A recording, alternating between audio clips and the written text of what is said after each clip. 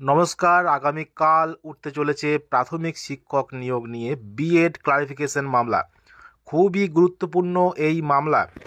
B Ed clarification মামলা diary number ৩9986/2023, Arnab Ghosh versus union of India. কি হতে চলেছে আগামীকাল?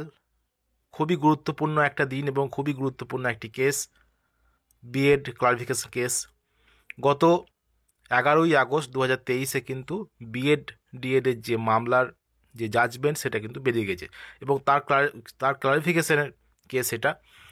আগামীকাল ঠিক হবে যে এই যে নিয়োগ প্রক্রিয়াগুলোতে বিএড থাকবে কি থাকবে না।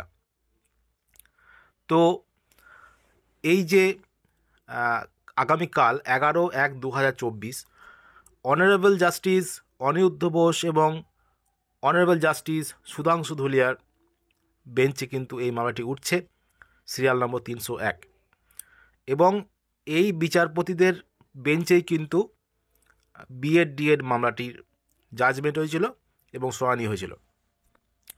তো আগামীকাল 11ই জানুয়ারি এই মামলাটার ওপরে নির্ভর করবে যে প্রাথমিক নিয়োগের ক্ষেত্রে এই সম্বন্ধীয় যে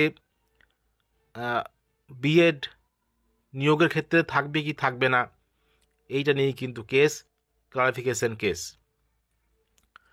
তো বিএড বন্ধুরা অনেক বড় বড় লয়ার দিচ্ছেন। তো কি হবে ফাইনাল অর্ডার, কারণ এটা তো জাজমেন্ট বেরিয়ে গেছে, অর্ডারটা কি হবে আগামীকাল এই যে অনারেবল জাস্টিস অনিরুদ্ধ বোস এবং অনারেবল জাস্টিস সুধাংশু ধুলিয়া, এটা কিন্তু স্পেশাল বেঞ্চ গঠন করেছে chief justice of India special bench গঠন করেছে।